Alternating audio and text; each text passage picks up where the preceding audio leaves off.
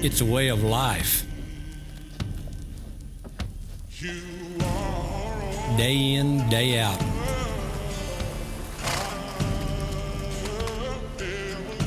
It's felt when they walk in a room.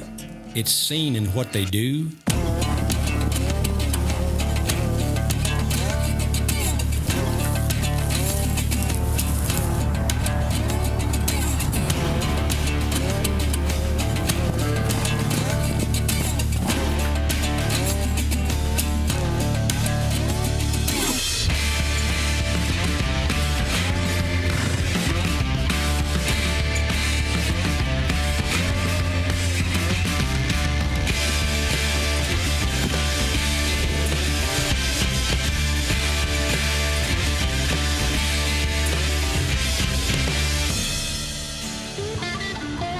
It's heard in how they talk. It's the experience and the mark their lives make.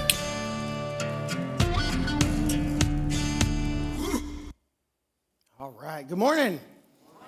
Anybody watch that and say, man, I want to go jump on a bull? Anybody? You're crazy. I want to watch.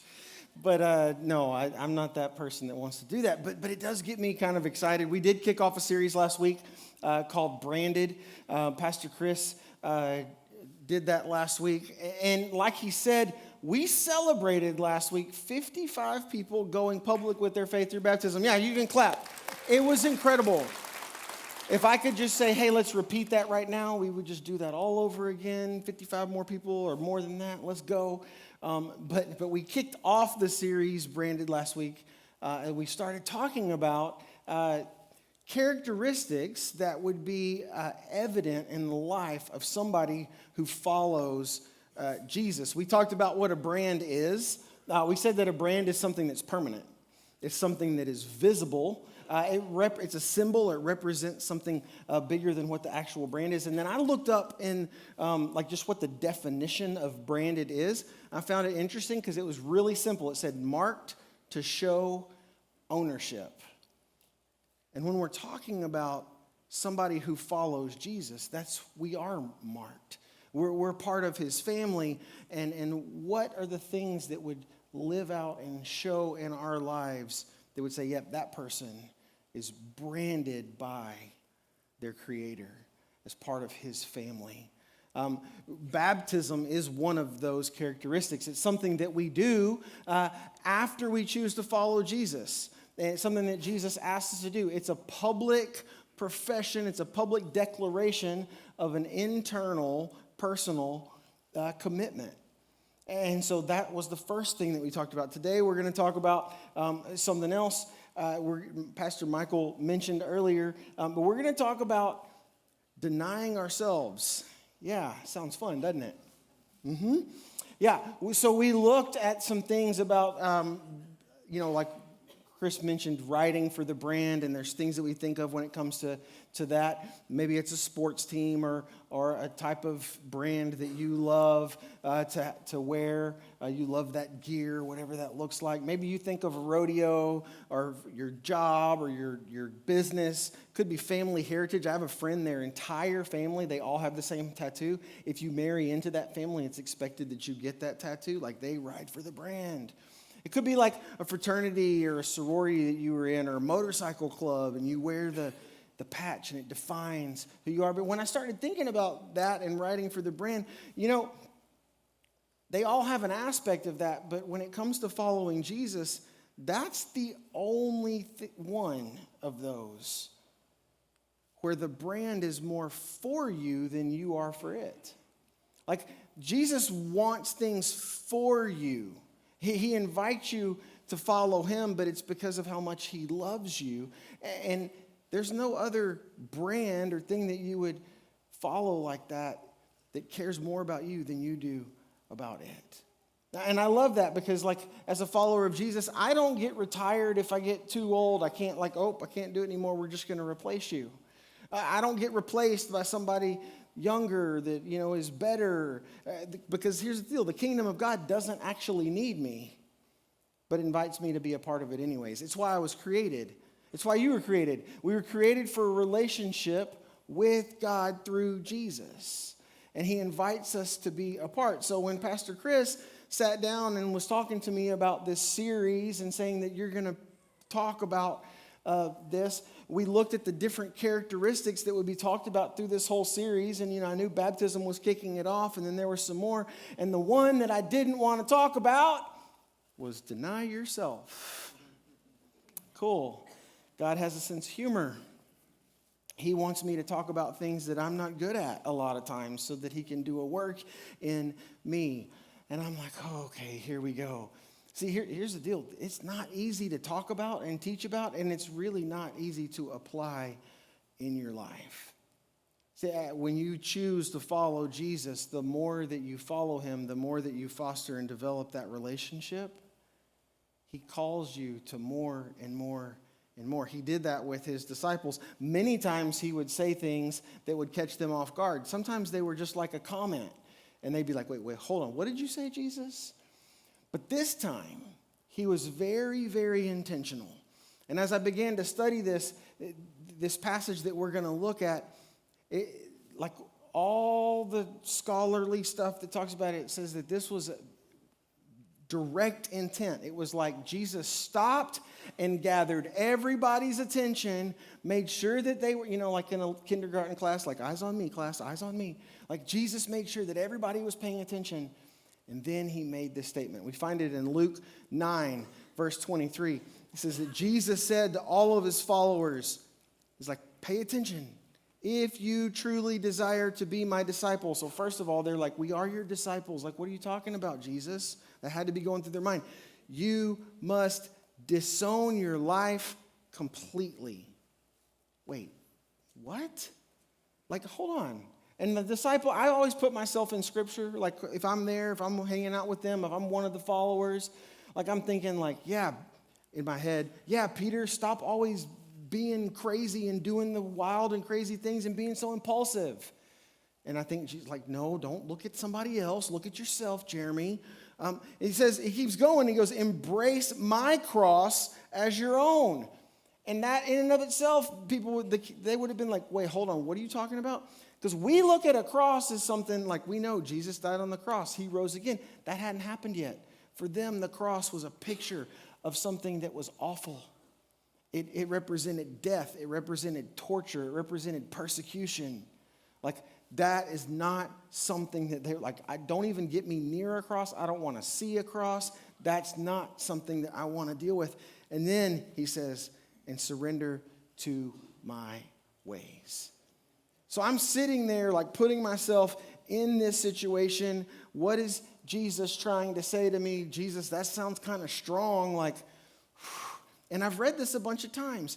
And my typical thought when I read this, other versions say, deny yourself. This one I like because it's more accurate, I think, to saying, disown your life completely. I read it and I'm like, yeah, okay, God, you want me to do things your way and not always try to do things my way. But it's so much more than that. And I began to wrestle with what does this actually look like? Because I fail at it all the time. God, is this really what you want me to talk about? Yep. Oh, okay. But like, God, I'm selfish. Yeah, you and everybody else. No, but see, like, God, I lived on my own after college for 15 years before I met my wife. I got to do what I wanted, when I wanted. I got to spend my money on whatever I wanted. I didn't have to answer to anybody. It didn't matter what I did. Why? I lived by myself. I can eat what I want. I can buy groceries. I can not, nobody. I didn't have to take care of anybody. I had a dog, take care of my dog. I came by selfishness, honestly. Like, you really want me to talk about this? And I started to study it, and it said that phrase, deny yourself, another translation is even more strong language. It said to utterly refuse to recognize the original source involved. What? You want me to just forget about everything that I am? God, I really need your help here understanding what you're talking about. So you get a little bit today of a view and glimpse into my brain. It's a crazy place, let me just tell you. I think in pictures. I always visualize like something happening. And I started to think about like denying ourselves, and I started thinking of people putting stuff on social media or how we tell each other. And it's not just the simple stuff. Like we all like, well, I'm giving up dessert, right? Or, one of the ladies I work with, it's a big deal if she gave up chocolate or sweets. Like, whoo. Or maybe you give up something for Lent every year. You may not even know why you do that. Just some other people are doing it. Or maybe you just, like, I'm trying to do better on some stuff, so I'm giving up whatever it is. And that's not really what he's talking about when it comes to denying ourselves. And it's completely countercultural to deny yourself. And I started thinking about what people say and the things that surround us and the messages that we get all around and what even good-intentioned people will tell you. Follow your heart. This is my truth. If it makes you happy, it can't be that bad. YOLO. Go for it. Hey, do whatever makes you feel good. Hey, if it's not hurting anyone else, all good. And we make decisions based on the things that we want. And I'm not saying that that's necessarily always a bad thing. I'm just saying for me personally, I look back and go, man, I've made a lot of decisions that I never even thought about including God on. Like, not that I didn't include him, I didn't even think about including him. Like, I don't think we really consulted God when we bought our house. That's a big decision. I didn't consult God when I bought my truck. Or when I get up every morning and I think about what am I going to do today? What does today look like? I get up thinking about myself and I go to bed thinking about myself. And you probably do too. And I start, these pictures pop in like people like, new car. The stuff that you don't read, that I can't afford. Blessed. I don't know about that. And I hate this, and if this happened to you, I'm sorry. Like, I hate it for you. But I know people that, like, I got the house of my dreams that I can't afford, and 2 years later it was foreclosed on, and we don't live there anymore. And we never even, like, God, what do you want for me? And that's just on the financial side of things. What about relationships or other stuff that we don't even invite God to be a part of the conversation? And I am so guilty of that. And so I started, like, typing out, like, okay, God, what do you want me to say? And writing some things down. And so here's what happened. In my head, it's this text message conversation. You ever seen those? People that are way more creative than me. They make those videos, and it's like this conversation between them and somebody else or somebody and their mom. And it's like, bing, here's what somebody said. And then the next, bing, and somebody else said this. And you follow it along, and it's fun. No, that's not what I meant to say. And then you got the ... Like, are you going to say anything? Come on, talk back to me. And you're just waiting on the ... This is how this conversation went with me and God in my brain. I'm sorry if that doesn't track with you. That's how I think. So here's what I said. I said, God, you know what? More than anything, I struggle with this. I struggle with wanting my way all the time, and then everything around me in life wants to change that or challenge the things that I want, and then it makes me in conflict with other people and other things around me. Bing. Yes, exactly. Okay, cool, thanks. And then I said, but God, I don't understand. And it's like I sent a whole bunch of messages one after another because you want me to deny that. And I get that to an extent, but yet you also told me that I'm created in your image. You created me with purpose. You created me with a reason. You made me uniquely and wonderfully made. You like the me that you made. And you had me in mind when you formed the very earth and you knit me together in my mother's womb. So I don't get it. Bing. Yep, exactly. That's not helpful, God. I don't understand what exactly you're trying to say. I'm supposed to deny myself completely, and I don't know that I understand how that lines up with this other stuff that I know about you and how you made me. Bing! You're right. Okay, where are we going with this? How do I do it? Bing! I'm glad you asked. And then in my head, it's like, here's a link to something to watch. And here's a link of something to read. And God, I felt like put all these things in front of me to look at to help me understand what he was talking about. And here's where I landed. See, God made me in his image. He made you in his image. Whether you've chosen to follow him or not yet, you were still created in the image of God.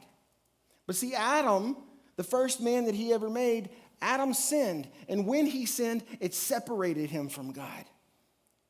And because of sin, it twisted and perverted and distorted that image. That was no longer a direct reflection of God, but something else because of that separation. And Adam became self-centered, self-focused, self-defending, self-justified, self-driven. And man didn't just sin, but he became a god unto himself. And he took on the very nature of the one who deceived him and Eve in the first place. And man went from being the image of God to a self-centered being that was a distorted view of that. And each one of us were born directly into that because of sin. In the book of Proverbs, the writer says that there's a way that seems right to a man, but in the end it just leads to death. And that's what it looks like when we just do things our own way. Bing! Jeremy, go look back at Luke again through that lens and that context and see what I have to say.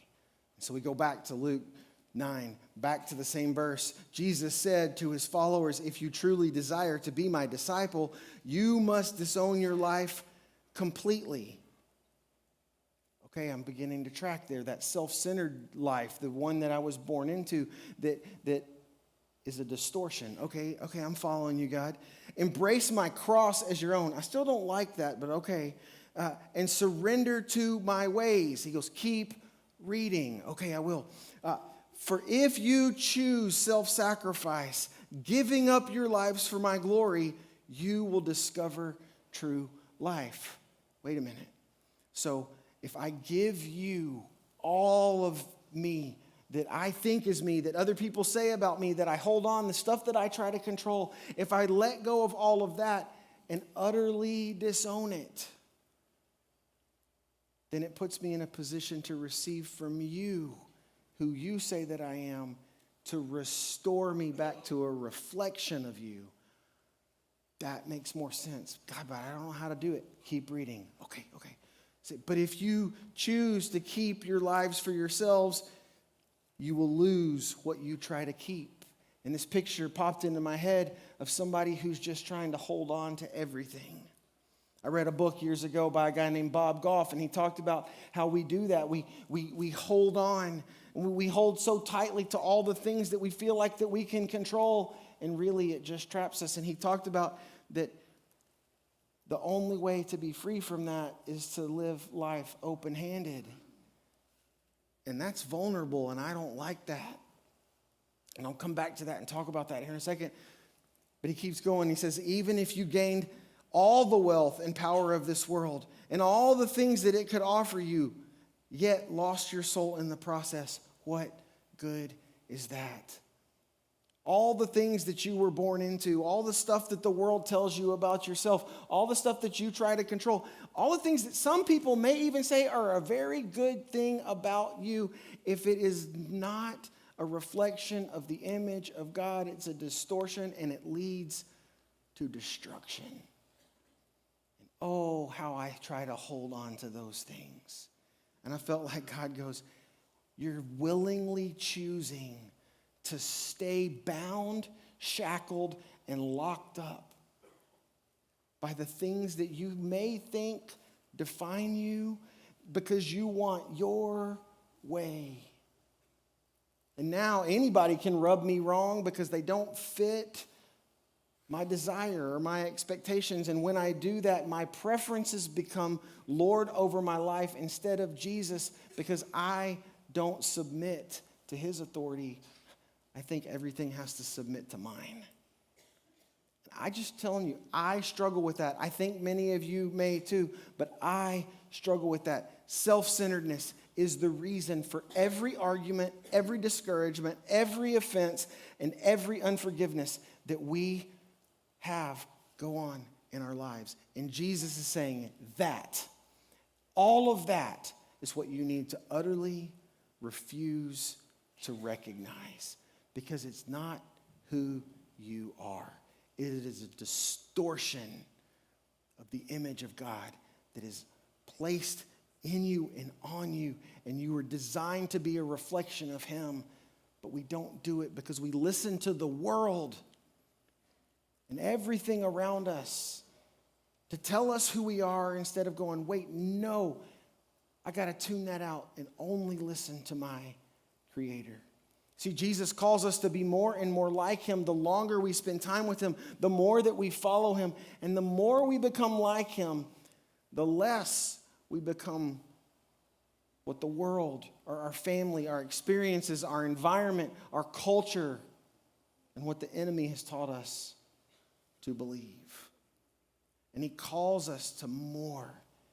And as the disciples continued to follow Jesus, they would learn about stuff that they didn't understand. And all of it didn't make complete sense until after He rose from the dead. But He kept teaching them because He knew one day it would click and it would completely change everything. And right before leading up to Him being crucified, He takes it a step further for them. And He says this in Luke 22, starting in verse 24. This is what He says, is the disciples bickered over which one of them would be considered the greatest in the kingdom. They thought Jesus was going to kick out the Romans, set up a kingdom, Him be the king, and they would be the people in power to be over all the other people. They're like, I'm going to be the one that's His right hand. No, I'm going to be this. No, I'm going to take over this part. They thought Jesus was coming to do that, and they completely missed what He was talking about.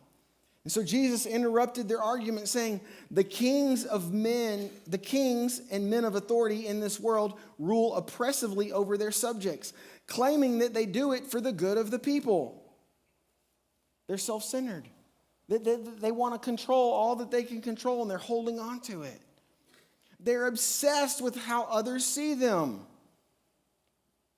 Like, does that define you? Sometimes it does me. If your value is based on what your social media posts and stuff look like and how people will respond to that, it's in the wrong place. But this is not your calling. You will lead by a different model. And then He tells them what it is. He says, the greatest one among you will live as one called to serve others without honor. No recognition, no praise. You will serve because of who you are and who I am in you. And people are not going to applaud that all the time. That's what you're called to. The greatest honor and authority is reserved for the one who has a servant heart. And that just doesn't make sense in the world that we live in. It says the leaders who are served are the most important in your eyes and in the eyes of everybody around you. But in the kingdom, it is the servants who lead. Am I not here with you as one who serves? He said, I came to set the example, to serve. And again, it didn't make sense until after He died and rose again. And it clicked. And this that they lived out in their lives is what exploded the growth of the early church, because it was different. They were branded and marked, and people saw that they lived different, that they served people. They're not in their own interest, but in somebody else's interest. And that is attractive. That's why Jesus is so attractive, because He came to serve. The more that we become like Jesus, the more we empty ourselves. And as a Christ follower, this is a characteristic that should be evident in each of us, that we value others more than ourselves. And I'm not good at it. But we begin that by denying the self-centered part of us and looking to God for the truth of who we are, a reflection of him in his image, who he created me to be, will choose to serve. He says that his ways are not like our ways. This is proof. There's a guy that I follow that I listen to that I've learned a lot from, and he says this. He says that in your true identity, you'll be others focused, or you'll be self-emptying and others focused. And when you experience that, and you experience that with the people that are around you, it's amazing the things that happen. But that's not like what the world and what our relationships tell us. Like, I struggle with that. Like, the best way for me to love my wife is for me to not serve my interest, but serve hers. But the world says, no, you can't do that.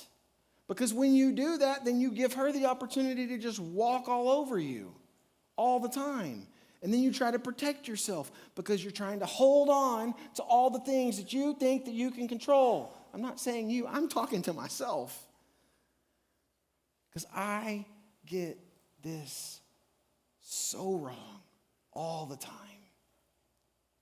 And there's a guy named Paul who hated Jesus.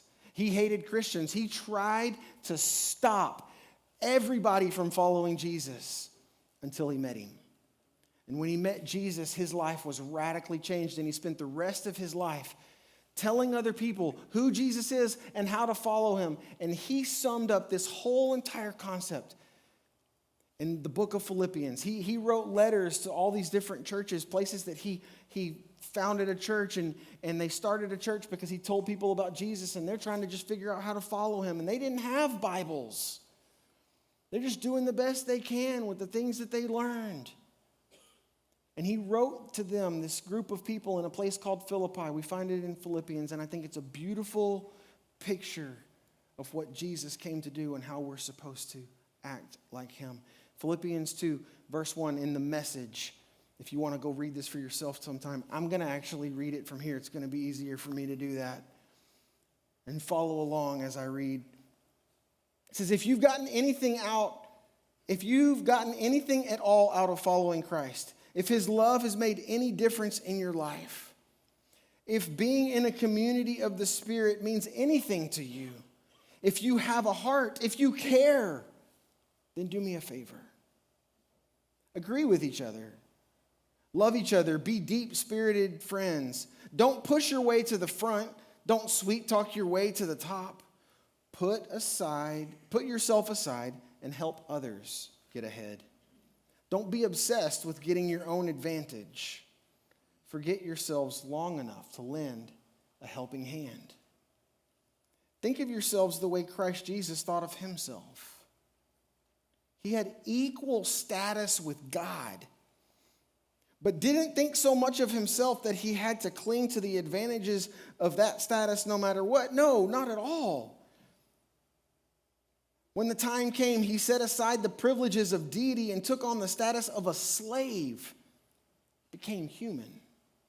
He didn't claim special privileges. Instead, he lived a selfless, sinless, obedient life, and then died a selfless, obedient death, and the worst kind of death at that, a crucifixion. Because of that obedience, God lifted him high and honored him far beyond anyone or anything ever. So that all created beings in heaven and on earth, even those long ago dead and buried, will bow and worship before this Jesus Christ and call out in praise that he is the master of all, to the glorious honor of God the Father. If anybody had the right to go, wait. I deserve to not have to do this. I deserve to be worshiped. I deserve worship from everyone, and didn't take on being a servant, it would have been Jesus. And he set the example. He placed himself under the authority of God the Father. He said, not my will, but yours be done, because he loves you and me.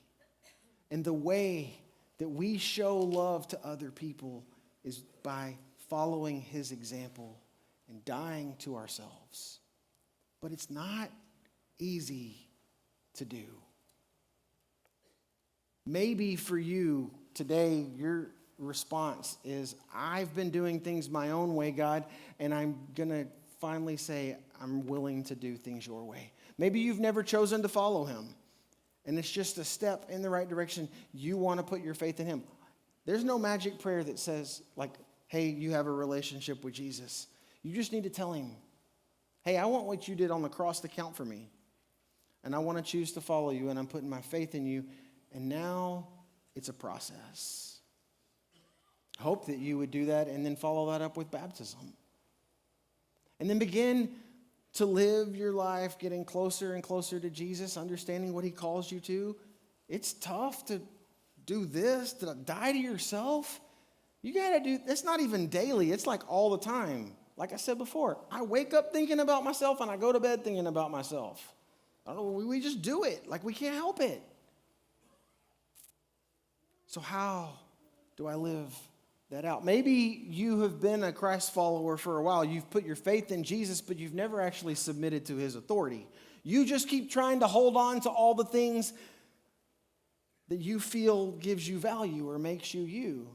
And today you might need to say, I'm ready to give that up. I want to do things your way. I want to receive from you what you say about me. Maybe you just need to begin to practice prayer that puts you in a position to let that stuff go and be vulnerable. When I read that book by Bob Goff, and he talked about what we hold on to, the picture that stuck with me is how he talked about that we let that go. We actually, he practices this and tells people to practice this, and I try to do it, and it just feels awkward. But he said to be open-handed. And I felt like through the process of this Uncharted campaign, God told me way before to be open-handed. And I thought that just meant with generosity until this last week, and he's like, no, with everything. But this is a vulnerable position. It's not comfortable. Like I can't get ready to do something or react. But the other thing is it's real hard to be mad. I can't be like, I demand, like if I'm trying to demand something or have my own way, if my hands are open like this, it's real hard to like have that come out of me. What it does is it puts you physically in a position of vulnerability so that your heart will follow. And so I'm going to pray. You don't have to do this, but I'm going to ask you as we pray, as you talk to God and you tell him whatever he's laid on your heart to give up, to open your hands, just like this. Put yourself in a position of being vulnerable. What's beautiful about that is that when we give up all the things that we think we deserve or the things about us and do that, yes, it's vulnerable, but it's also a position to receive. I can't receive something with closed fists, but I can with open hands. So take your hands and open them up, and let's ask God, will you help me to give up all the things that I try to hold on to that are a distorted image of you? It's self-centered and self-focused, and it's all about me, even when I don't realize it or when people tell me that that's okay. Will you help me to just empty myself so that I can receive from you what you want from me?